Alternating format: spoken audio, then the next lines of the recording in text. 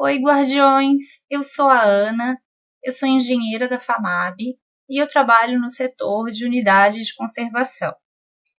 Eu vou conversar um pouquinho com vocês hoje sobre unidade de conservação, tá?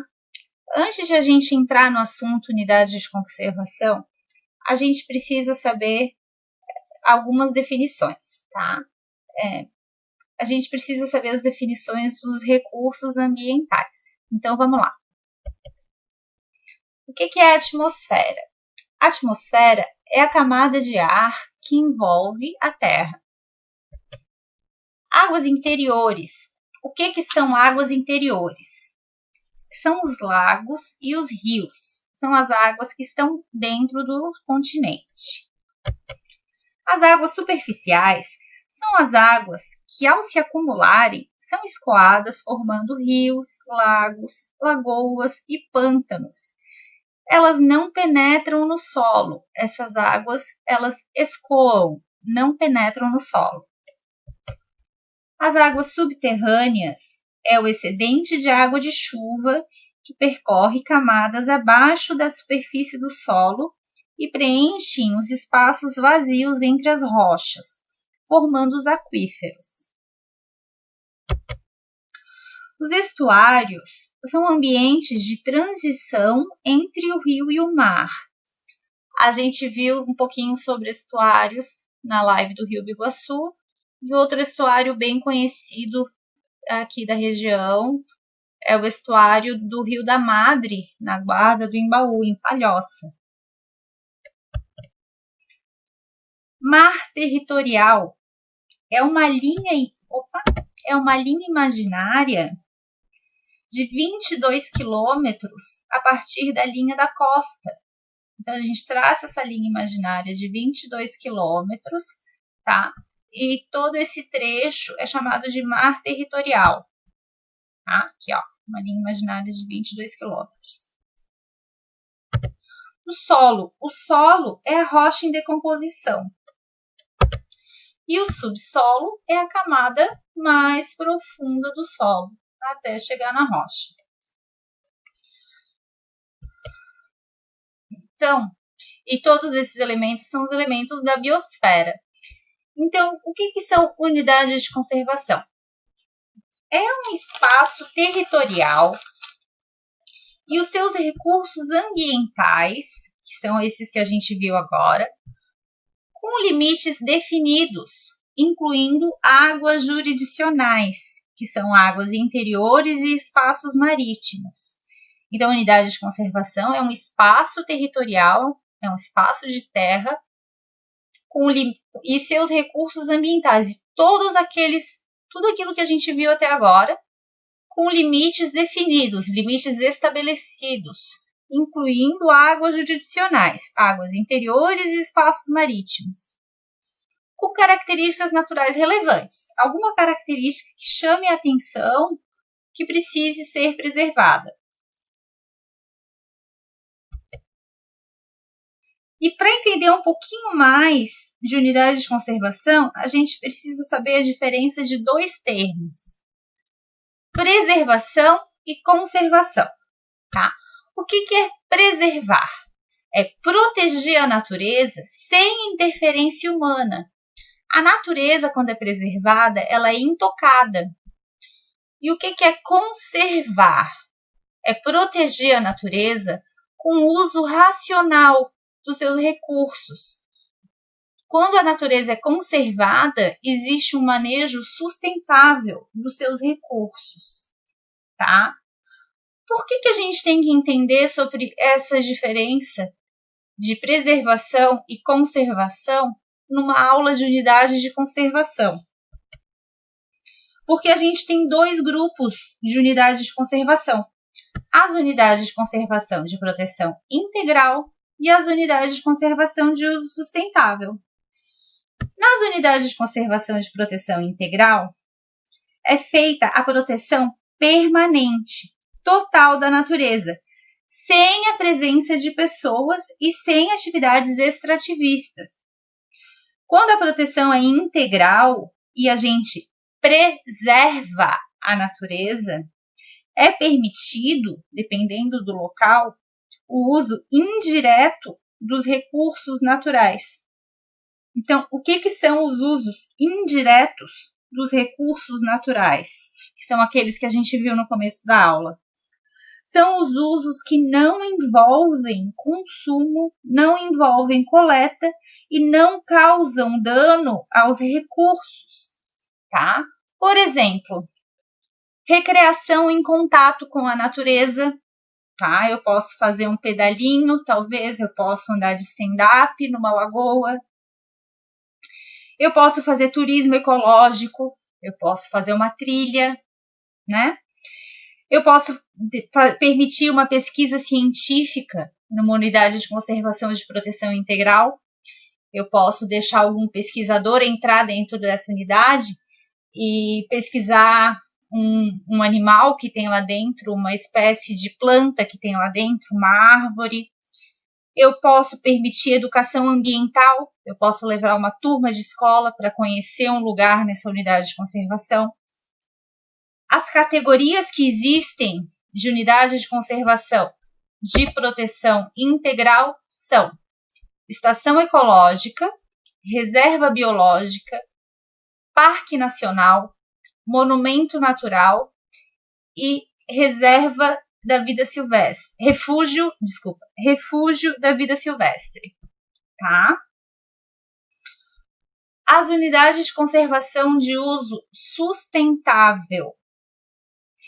Já nas unidades de conservação de uso sustentável, tá? Elas foram criadas para a conservação da natureza.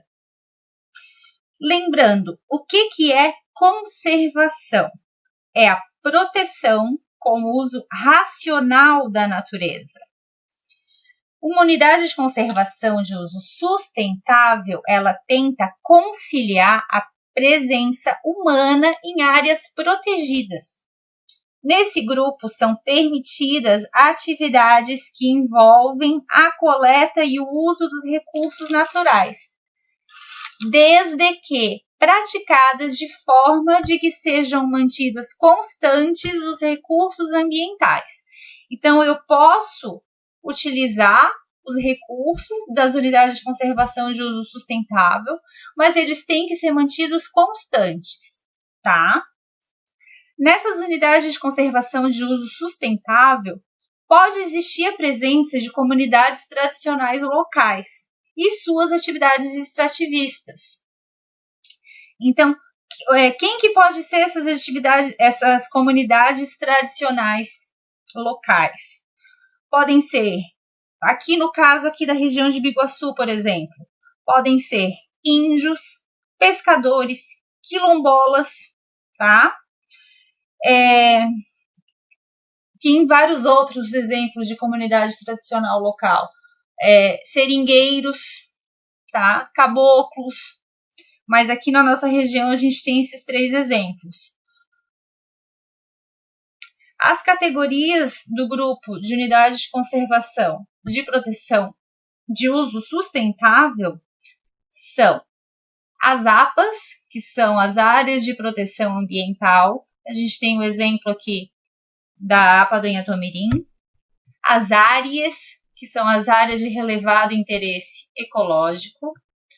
As FLONAS, florestas nacionais. As RESECs, que a gente tem aqui no caminho do aeroporto, a RESEX Pirajubé, reserva extrativista, onde tem os pescadores que pegam berbigão. A reserva de fauna, REFAL, reserva de desenvolvimento sustentável e a reserva particular de patrimônio natural, as RPPNs. Tá?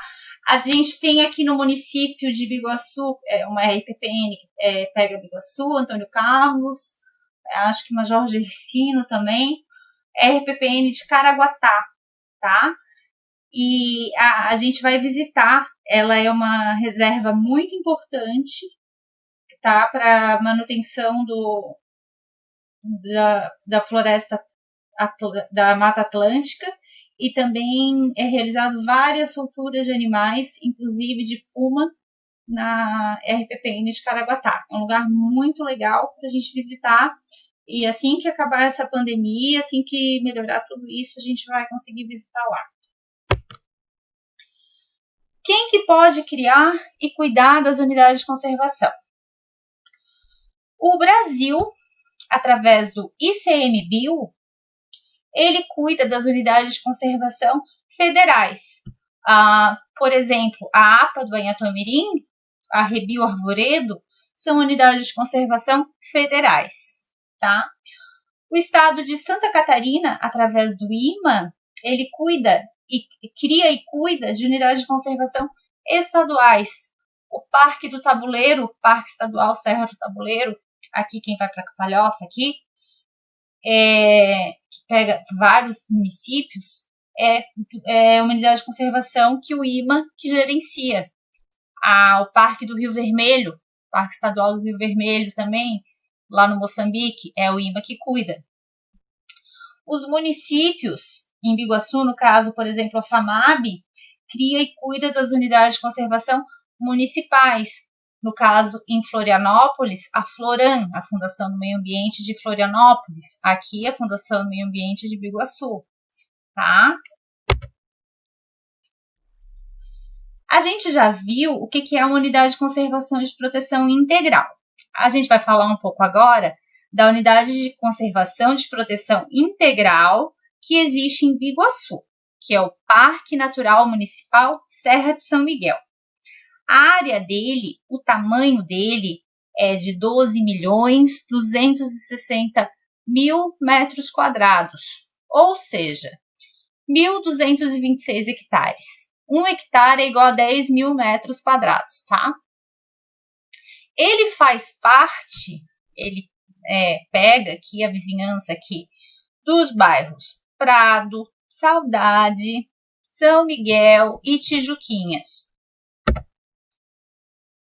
Ele foi criado em 2017, mas a área dele já é protegida por lei desde 1967, porque ele é um lugar muito importante para a preservação dos recursos hídricos, da água que existe nele. Existem no parque 107 nascentes cadastradas, tá? Então, existe muito mais, porque só já cadastradas são 107, tá? Ou seja, 107 lugares onde a água nasce, aflora do solo e começa um rio, um curso d'água. Além dos recursos hídricos, o Parque da Serra de São Miguel é muito importante também para preservar e recuperar um pedacinho de floresta do bioma Mata Atlântica que a gente ainda tem. Tá, vamos ver mais um pouquinho do parque. Outro motivo que o parque foi criado são as belezas cênicas, as belas paisagens que ele tem. Dentro dele é lindo, é maravilhoso. E com uma imensidão de verde, assim, tu começa a caminhar e são descidas e subidas, assim, de montanha, de um imenso verde, sem igual, gente, é muito maravilhoso. E tem muitas cachoeiras nele, muitas. E do interior dele, de dentro dele, também existe a beleza cênica. A beleza cênica que a gente fala são belas paisagens, e é um dos motivos de se criar uma unidade de conservação. E de dentro dele também a vista é maravilhosa.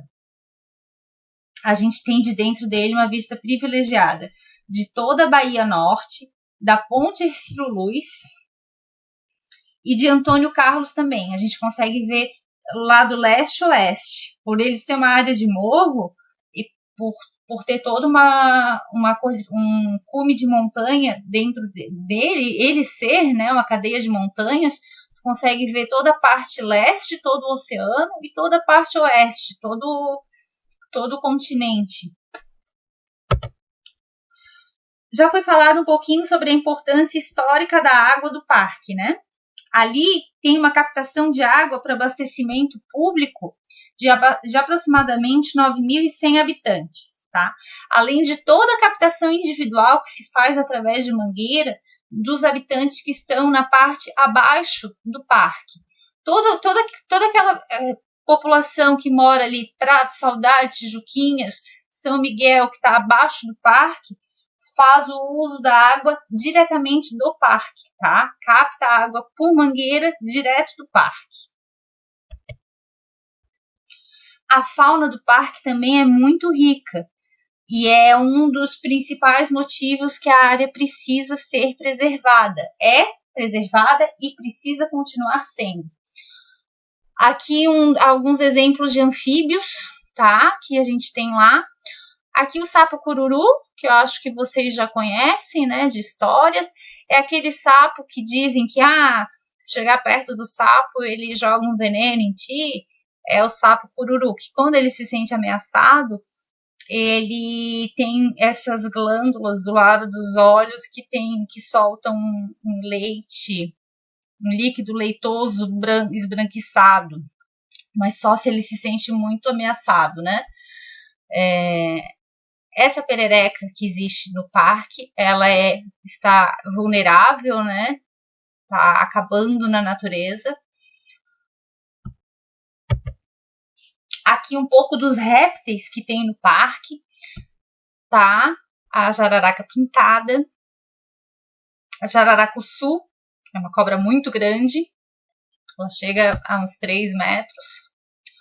A jararaca, a coral verdadeira, bastante comum. Todas essas aqui são bastante comuns, tá? Tentei pegar os animais bem comuns, assim. A dormideira. Uma dessas serpentes aqui não são peçonhentas, tá? Não são venenosas. Será que vocês conseguem descobrir qual que é? Essa daqui, ó. A jararaquinha dormideira.